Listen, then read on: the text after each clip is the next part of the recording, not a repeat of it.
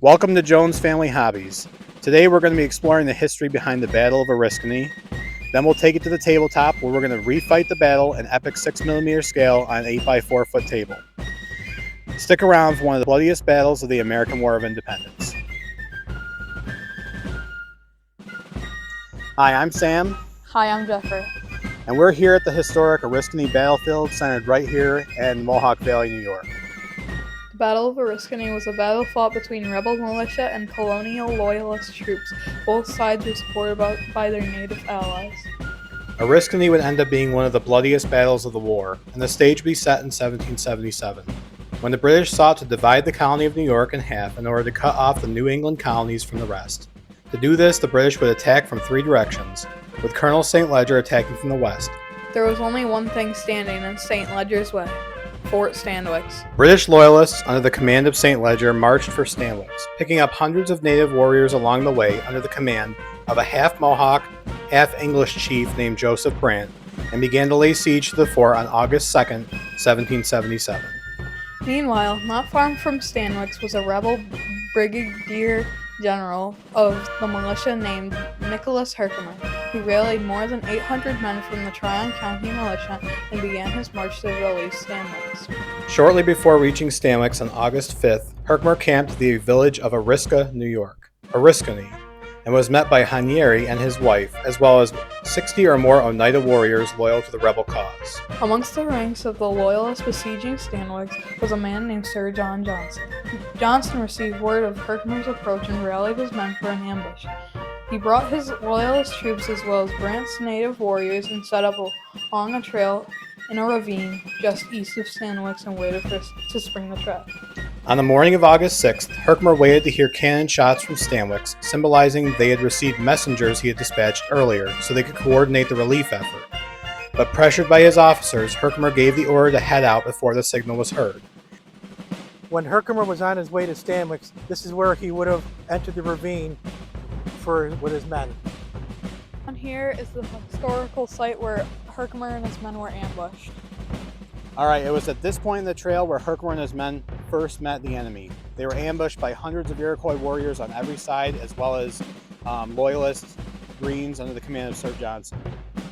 Within the first few minutes of the battle, hundreds of men would have been killed, and they would have been routed into the woods where they would have had to rally on later in the day. Herkimer himself was shot and brought to a rally point in the woods and propped up against a tree, where he continued to issue orders and attempted to keep his men together and in the fight. At Fort Stanwix, Herkimer's messengers arrived and relayed the advance of the militia. A lieutenant colonel named Marinus Willett led sortie out from Fort Stanwix and stacked the Loyalist native camps that were lightly guarded, stealing everything from food, ammunition, clothing, and personal items.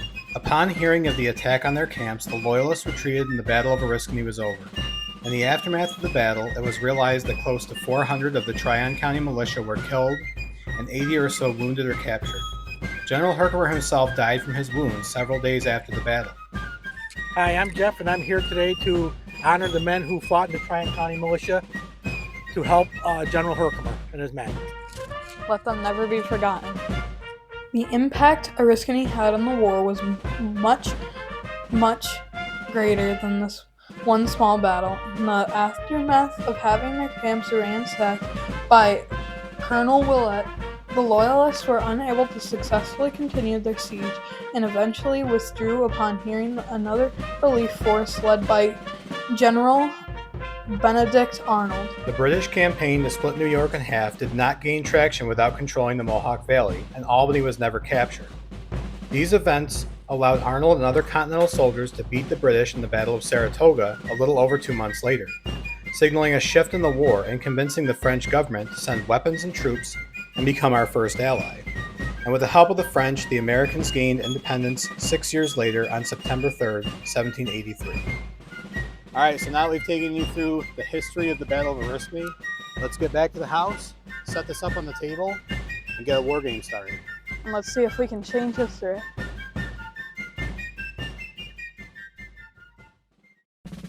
Our game today will be played on an 8x4 foot table. This represents approximately 6 miles, stretching from Oriskany all the way down to Fort Stanwix. The miniatures in today's game Bacchus 6mm from their American War of Independence line. I separated our players into two teams, the Tryon County Militia under the command of General Herkimer, and the King's Loyalist under the command of Sir John Johnson. This map represents the final 6-mile stretch that the Tryon County Militia would have been marching on their way to Fort Stanwix. Inside of Fort Stanwix, the 6th New York Infantry Regiment is held up and under siege by the King's Loyalists. The Tryon County Militia can earn victory points for taking either of the Loyalist camps along the river. The Tryon County Militia will begin on the eastern edge of the map and will attempt to move west and break the siege of Fort Stanwix. I allow the Tryon County Militia players to deploy anywhere east of Bloody Creek, and they make some interesting deployments. With almost nobody at the table today being an experienced wargamer, they spread out across a vast front, opting to keep their men separate instead of together in units. I'm Sarah, and today I am commanding the 3rd and 4th Regiments of Colonel Vischer and Colonel Bellinger. So I have decided to kind of group around the ravine, down in the ravine next to the stream here, and then keep the high ground up here with my lesser guys to just kind of stay up there for a little while. Okay, I'm General Herkimer, and I'm going to command much of what's going to be moved towards Fort Stanwix. Our Loyalist players have complete freedom of deployment anywhere west of Bloody Creek. They will be deploying in secret using dry erase markers on maps. Coming out of hiding, they will get bonuses in both shooting and close combat, and can deploy whenever they are within attack range of the enemy. We're using a homebrew set of rules specifically for the Battle of Oriskany. Due to the dense terrain, I didn't feel like measuring was important. Instead, units simply move from one obstacle to another. Round 1 is mostly uneventful. The Tryon County Militia slowly moves their men up through the creek, and the Loyalists stay hidden in ambush. But during the shooting phase of Round 2, my son Jeffrey, with his Cayuga Indians, attacks and comes out of ambush with his entire battle group against Vischer. The fighting is bloody, with many casualties on both sides in the first round of combat. Colonel Vischer's regiment is now effectively held up by Cornplanter and his Indians. Meanwhile, Colonel Clock and Colonel Cox move up from the north in the direction of Stanwix through the woods. But they too are soon engaged by Butler and his Rangers as they pop out of the woods in the ambush. By the end of Round 3, all of our Loyalist players are deployed on the table, and the fighting is fierce where all of our players are engaged. The heaviest of the fighting is still down by Bloody Creek, where Cornplanter and Vischer are locked in head-to-head combat. Colonel Cox brings up his regiment from the rear for support. Colonel Clock and the Palatine Regiment are starting to get bogged down over on the ridge, but the first units from Stanwix are starting to sortie out. At the top of Round 5, to simulate a thunderstorm that happened historically during the battlefield, I force all of the Loyalist players to retreat back towards Fort Stanwix and the Loyalist camps, and I allow the Militia players 1 free movement and 1 free redressing of all their ranks and formations. At this point in time, the Militia players continue their push towards the Loyalist camps. But up in Fort Stanwix, a group of Mohawk Indians led by Joseph Brant himself have begun to infiltrate and fight in close combat, and the bodies are starting to stack up from the Tryon County Militia side. What remains of Vischer's regiment is starting to get hit from the sides and rear by Cornplanter and his Cayuga Indians once again. But Colonel Clock and his Palatine Regiment are finally moving in on one of the Loyalist camps. General Herkimer himself leads a regiment against the 2nd Loyalist camp, but the fighting is bloody across the 2nd Creek as they're bogged down once again. Going into Round 12, with the Tryon County Militia significantly behind the Loyalists in points, and having lost more than 75% of all their forces, I decide to call the game.